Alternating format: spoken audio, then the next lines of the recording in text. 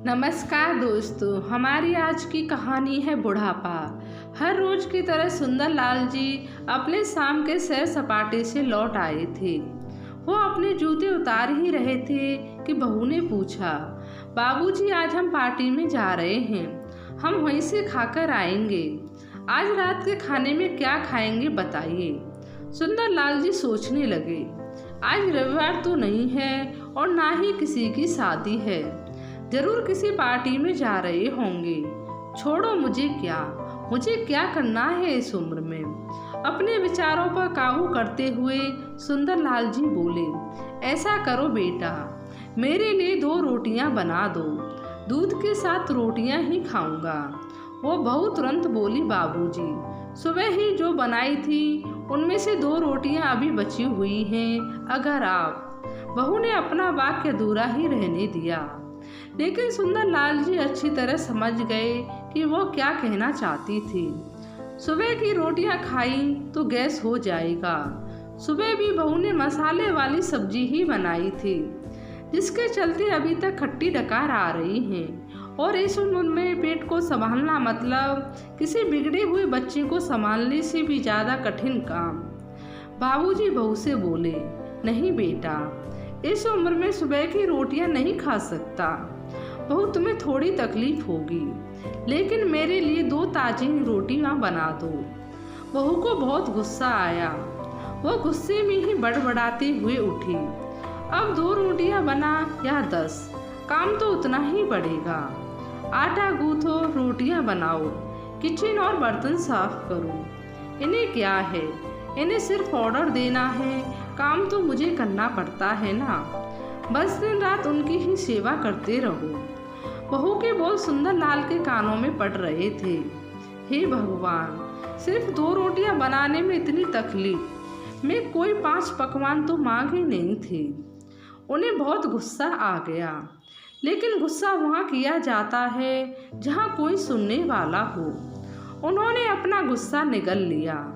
अब तो उन्हें जितनी जल्दी गुस्सा आता था उससे जल्दी चला भी जाता था। सुंदरलाल जी को अपनी पत्नी की बहुत याद आ गई।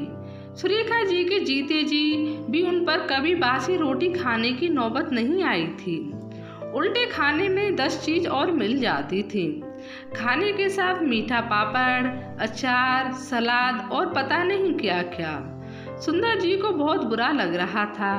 रहने दो बहू, मैं सुबह की रोटी ही खा लूँगा, फिजूल में तुम्हें तकलीफ होगी, और वैसे भी तुम्हारे हाथों की रोटी बहुत मुलायम होती है, मुझे चलेगा। मेरी वजह से तुम लोगों को देर नहीं होनी चाहिए। बहू को तो सोने पे सुहागा मिल गया। वो अपनी आवाज़ मीठी करते हुए बोली, बाबूजी आप चाय लेंगे क्या? सुंदरलाल जी अपनी चाय पीने की इच्छा को दबाते हुए बोले, वैसे कोई खास इच्छा नहीं है चाय पीने की, मगर तुम अपने लिए बना रही हो तो मेरे लिए भी थोड़ी बना देना।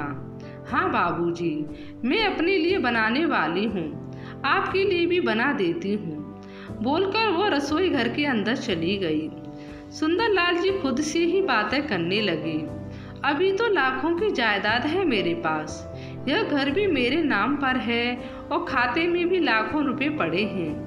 कभी बेटा विषय निकालता है तो मैं बोलकर टाल देता हूँ कि मेरे बाद तेरा ही तो है सब कुछ, और फिर भी 1 कप चाय और 2 ताज़ी रोटियों के लिए तरसना पड़ता है। तो उन बूढ़ों का क्या होता होगा जिनके पास संपत्ति के नाम पर सिवाय पुरानी यादों के कुछ भी नहीं होता। सुरेखा जी को याद करके सुंदरलाल जी की आंखों में आंसू चमकने लगे और धीरे से गालों पर सरके। सुरेखा के होते हुए उन्होंने घर का कोई भी काम नहीं किया था। आर्थिक जवाबदेही के अलावा उनकी और कोई जवाबदेही नहीं थी। उनके व्यापार ने भी उनका अच्छा साथ दिया था।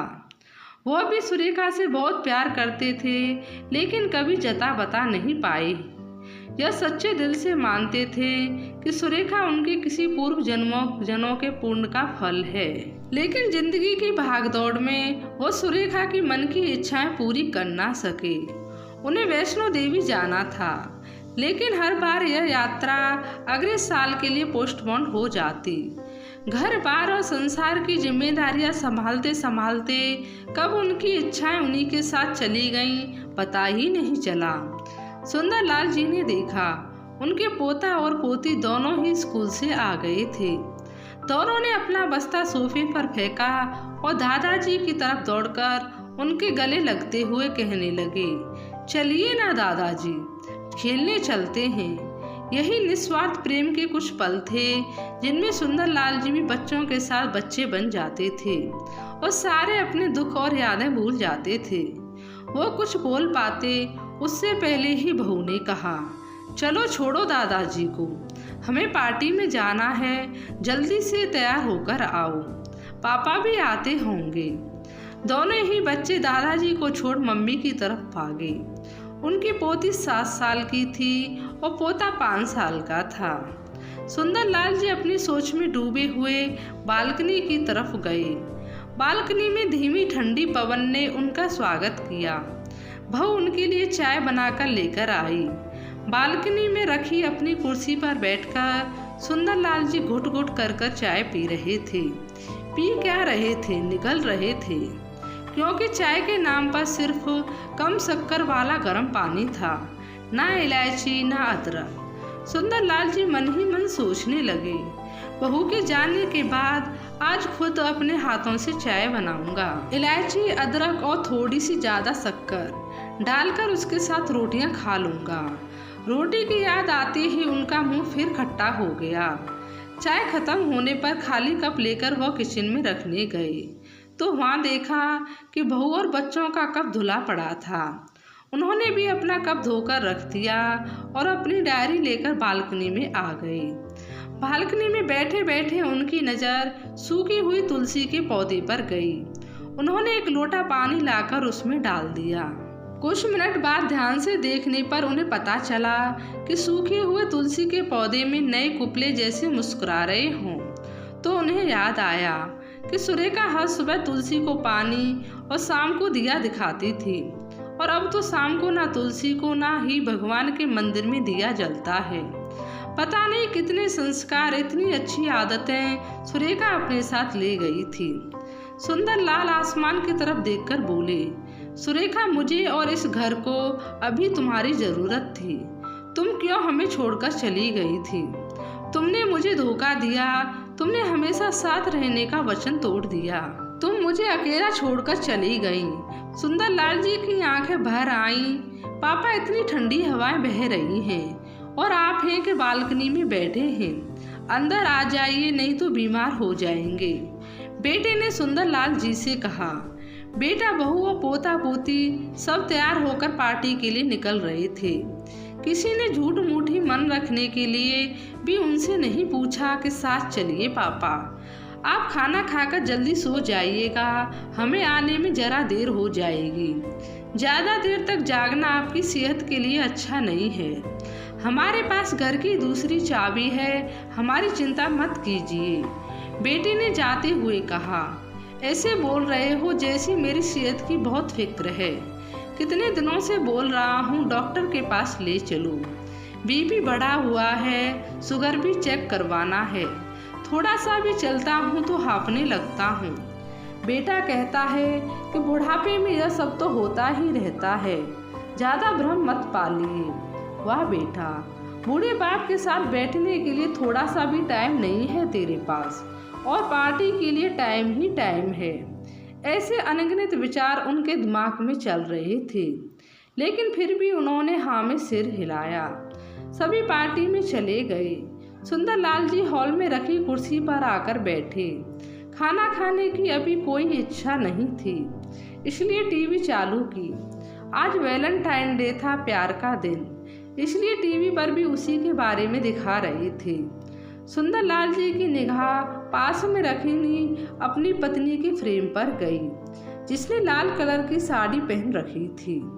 प्यार तो उन्होंने भी खूब किया था, सुरेखा जी से पूरी जिंदगी किया था, जी जान से किया था, लेकिन कभी बोल नहीं पाई। टीवी पर दिख रहे थे, लोगों ने लाल कपड़े पहन रखे थे, हाथों में लाल फूलों के गुच्छे लेकर वो ग्रीटिंग कार्ड की तैयारी कर रहे थे। पता नहीं सुंदरलाल जी के मन में क्या आया। उन्होंने अपने पैसों का बंटवा लिया और निकल पड़े। सुरेखा जी की याद में चलते चलते वो एक आइसक्रीम पार्लर के पास पहुँचे। उनका श्वास चढ़ गया था, उनकी सांसों की गति तेज हो गई थी। आइसक्रीम पार्लर के पास एक कुर्सी पर वह आकर बैठे। तभी वहाँ पर एक छोटी बच्ची आई जो गुब्बारे बेच रही थी। बच्ची बोली, दादाजी गुब्बारे लोगे क्या? इतने ही बचे हैं, बिक जाएंगे तो जल्दी से घर चली जाऊंगी। सुंदरलाल जी ने देखा 10 से 12 रंग बिरंगे गुब्बारे थे। उन्हें याद आया सुरेखा जी को भी गुब्बारे बहुत पसंद थे, लेकिन अब गुब्बारे लेकर क्या करूं? उन्हें बच्ची की आंखों में सच्चाई और आशा दिखी। उन्होंने 200 रुपये दिए और सारे गुब्बारे खरीद लिए। उन्हें फिर से सुरेखा जी की याद आई, क्योंकि वह घर से निकलते समय हमेशा थोड़ा एक्स्ट्रा पैसा लेकर निकलती थी और किसी न किसी ज़रूरतमंद की मदद किया करती थी। कभी वो टोकते तो वो कहती, हमें भगवान ने लेने वालों की नहीं देने वालों की लाइन में खड़ा किया है और थोड़े से पैसे के बदले में लाखों की दुआएं मिलती हैं। तो मुझे टोका मत कीजिए। आंखों में आंसुओं के साथ सुंदरलाल जी खड़े हुए रास्तों के बीच बीच आ गए। उन्होंने आसमान की तरफ देखा, अपने हाथों में पकड़े गुब्बारे आसमान में छोड़ दिए और चिल्लाकर बोले, सुरेखा मैं तुमसे प्यार करता हूँ। उनकी सांसों की गति बढ़ गई, उनका शरीर लड़खड़ाया और जमीन पर धड़ से गिर पड़े। आसपास के लोगों को कुछ भी पता चल पाए उससे पहले ही सुंदरलाल जी ने इस मोह माया की दुनिया को अलविदा कह दिया। उन्हें अपनी पत्नी से मिलने की बहुत जल्दी थी। यह कहानी सीधे आपके दिल में उतर गई होगी। आपसे एक ही गुजारिश है, अगर आपके घर में कोई बुजुर्ग है तो उनको बहुत प्यार और सम्मान दें, उनका ख्याल रखें, क्योंकि वो इसी प्यार और सम्मान के हकदार हैं। तो दोस्तों, आपको यह कहानी कैसी लगी? लाइक और कमेंट करके ज़रूर बताएं और चैनल को सब्सक्राइब करना बिल्कुल भी ना भूलें। धन्यवाद।